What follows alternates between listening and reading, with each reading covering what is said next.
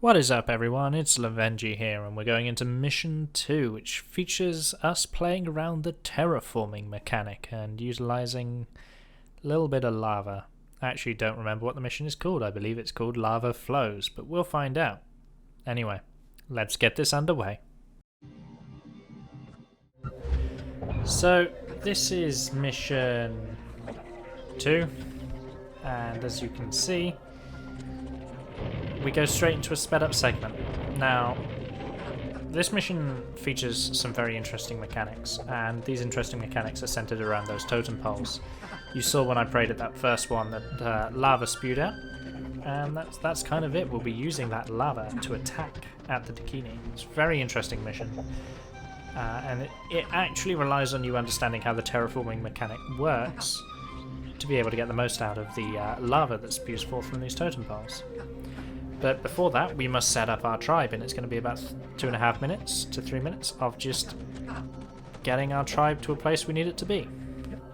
There's a few interesting tricks. As you notice, the terrain is not ideal, so I'm actually using guard towers to extend my radius, first and foremost, and I'm actually prioritizing the use of the training house.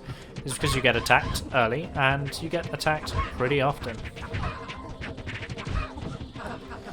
So I want all of these guard towers to eventually be filled with fire warriors and serve as a sort of defensive perimeter for me, because the Dakini will constantly try to attack me.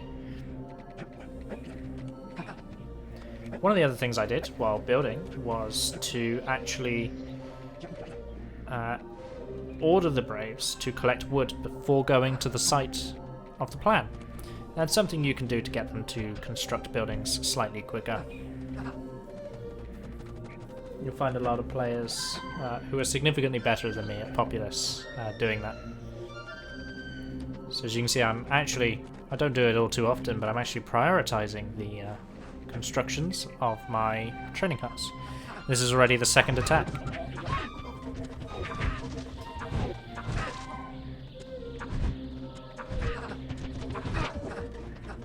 So I want to make sure I have as many followers as possible ready for this. But otherwise we're just building up, making sure everyone expands, trying to, as we always do, get as much mana as we physically can. You may notice that I'm prioritizing land bridge over swamp and swarm, and there's a reason for that. Once again, I said that the mechanics of this mission require you to understand how terraforming works, and we'll be using terraforming to get the most out of the lava that flows from the totem poles. Now, may not make immediate sense, and in fact other players, when they come across this mission for the first time, they don't get it, and you get a little warning saying perhaps there is a way to use the totem's power to better effect. And what it essentially means is to do what I'm doing here, and that's why I've stopped the speeding up so you can see closely what I'm actually going to do. So first and foremost, we flatten that little ridge in the middle. Goes without saying that that bit would affect the flow of lava. Now what it doesn't tell you is that this will also affect the flow of lava. And that's you connect these two little pieces of land on either side. So it serves as almost like a funnel. What's then going to happen? Well, I'm not going to spoil it, you'll see. So you've probably already figured it out.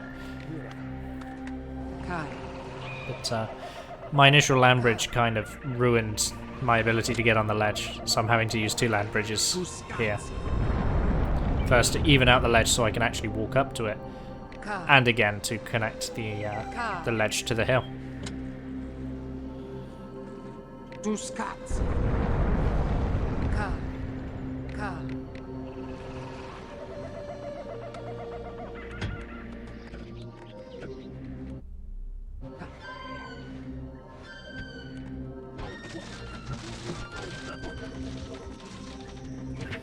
Again, we're getting attacked. Again, I wasn't ready for it. Realistically, while I was doing all that terraforming, I should have been checking on the tribe and preventing exactly this.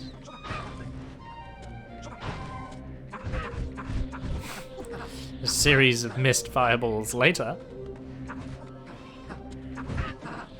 I'm really bad with my fireball casts. I've trained some warriors. and the warriors are just going to help clean up. As you know, lava only removes one wood stage of HP from buildings, so someone has to be there to remove the remaining wood stages, and we don't really have any particularly powerful destructive spells to do that for us.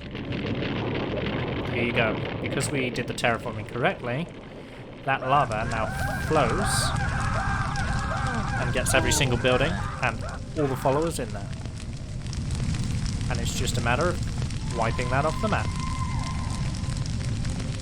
This is quite a long, drawn-out attack segment that will feature some macro management back at home as well. But as you can see, the totems on the land will summon destructive forces of nature. Perhaps you can use this to your advantage. It's very kind that it tells you that after you've prayed once, you know. So lots of people will miss that first one because it's never apparently clear that it wants you to connect everything up and flatten everything down. Lots of people get the flattened down, but they don't connect it on either side, and so the lava spreads a little wide a little early. It's really cool that you have that sort of lava mechanic, that the terraforming actually does make the lava flow. I like that. I think it's a really cool idea. It's one of my favourite missions in the list.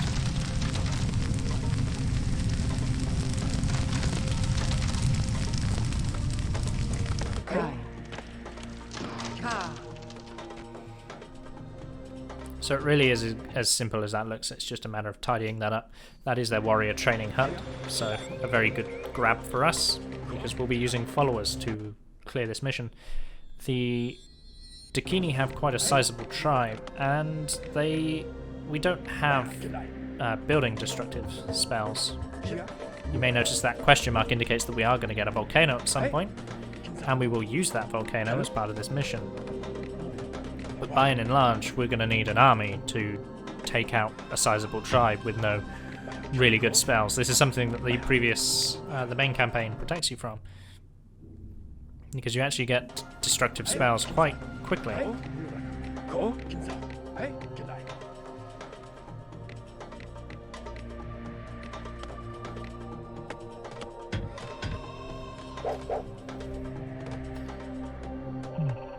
But it's always good, unless your tribe is completely capped out, to build as many huts as you possibly can. Yeah, keep expanding, keep finding pieces of land, and just keep trying to add to that already growing mana empire. Now, the Dakini will continuously ferry men across boats to try to get to you. Unfortunately, I lose a warrior there.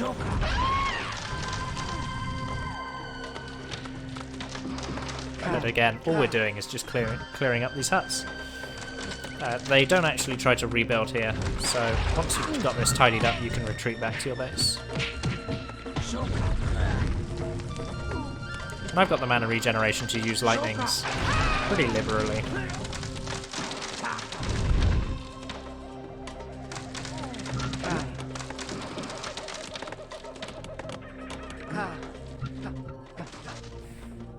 So we're going back into another sped up segment, and this is just while I finish training my army and finishing off the mission.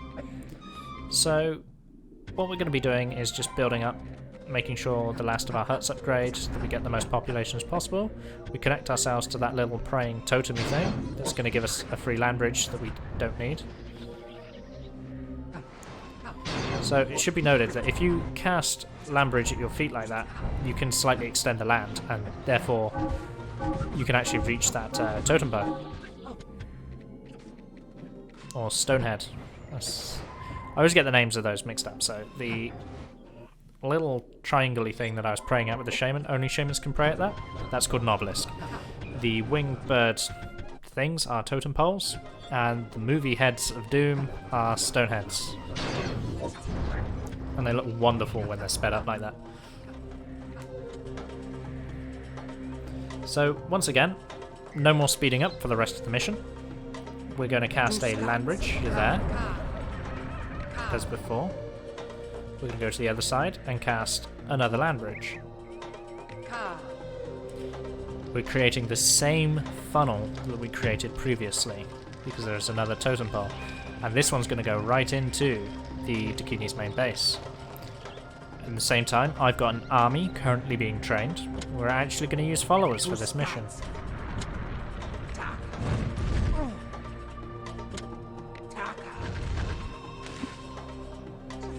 I love that satisfying little plop of a man hitting the water. You need to make sure you connect this all up to land as well. Now that you've connected this to land, it does mean the Dakini are going to start attacking you. So just be mindful of that. That's kind of why I've positioned my men where they were. Although now we're going to get our prey on. Just be mindful that the lava does spawn, and the lava does not care whether you are friend or foe. So if your followers are stood in the way of the lava, it's going to be pretty bad for them. You're going to lose half your army. Not going to lie to you, I've done it before. So just keep that in mind. As you can see, the Dakini are already launching their attack. At the same time, we've got lava spawning, and I've already lost some followers to it, as you heard that initial stream. But the lava caused a significant amount of damage. I just wanted to stop the Dakini attack first, because that was preachers, and all my preachers are coming with my shaman. Which means there's no one available to actually stop the enemy preachers.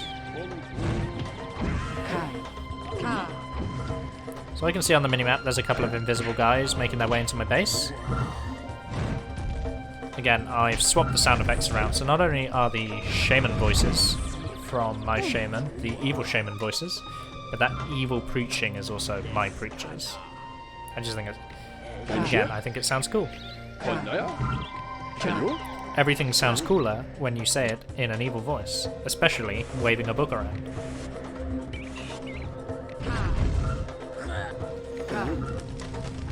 So, this is where I badly command an army for one of the first times in this entire series. I ignore the shaman a touch too long, and she gets that swarm off, and that swarm is a huge problem for us. The reason that swarm is a huge problem for us is because I lose a good chunk of my army to the lava. It doesn't matter if you're spell shielded, you will still take damage from lava, as all of those warriors just found out. So I'm pretty convinced that volcano did more damage to my army than it did the Dakini.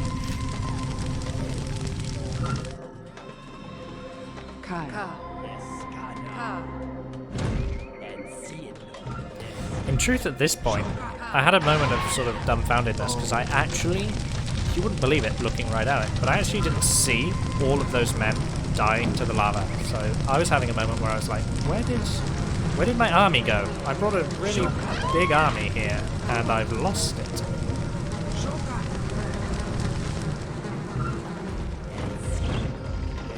It's amazing how when you're knowingly playing stuff and recording the stuff that you're playing, how you can have something happen directly in front of your face and not actually notice that it's happened.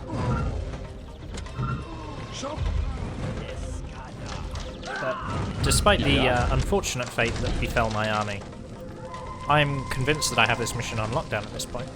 I tried to do a really cool little trick, but it doesn't work because I accidentally don't control the army properly. So what you can do with Fire Warriors is you can make them, if you manually command them, not shoot as they're walking. And in doing so, you can make them stand directly under an enemy shaman and all fire their fireballs at once. And you can get some serious airtime on the shaman if you do that.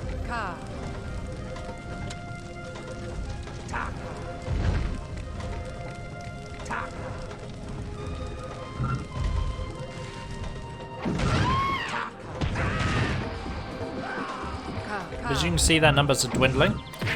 I'm going to be quiet for now and let the mission close out. There'll be nothing more from me, but as you can see, that was mission 2 of the Undiscovered Worlds expansion. And I really like what it makes you do from a terraforming element. Anyway, I'll leave you to watch me mop up the Dakini.